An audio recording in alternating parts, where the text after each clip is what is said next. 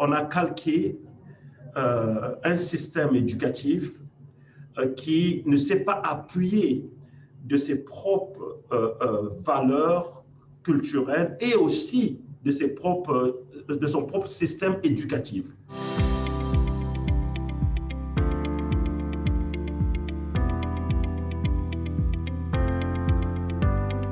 Est-ce qu'il y avait un système éducatif qui existait avant l'arrivée des colonisateurs, par exemple? Je dirais oui. Où est ce système aujourd'hui? L'école des sages qu'on appelait, qui amenait l'enfant jusqu'à l'initiation.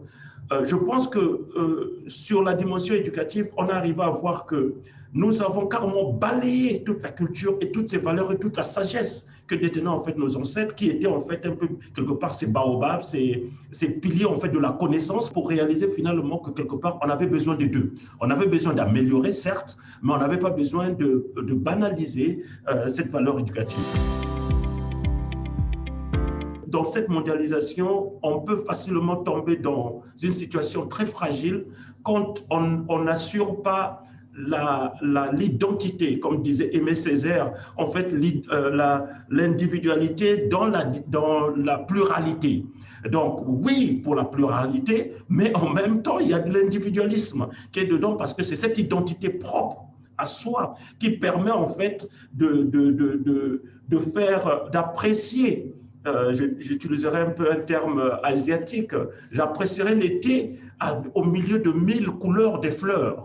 Parce que si toutes les fleurs avaient une seule couleur, je n'arriverais plus maintenant à distinguer et à avoir vraiment l'appréciation de cette diversité, de cette beauté. La préservation du patrimoine culturel, du patrimoine et la promotion des traditions culturelles sont essentielles dans la mondialisation, pour une mondialisation qui est dans la diversité et où chacun a sa place et chacun a son identité propre, respectée, valorisée au même titre que les autres.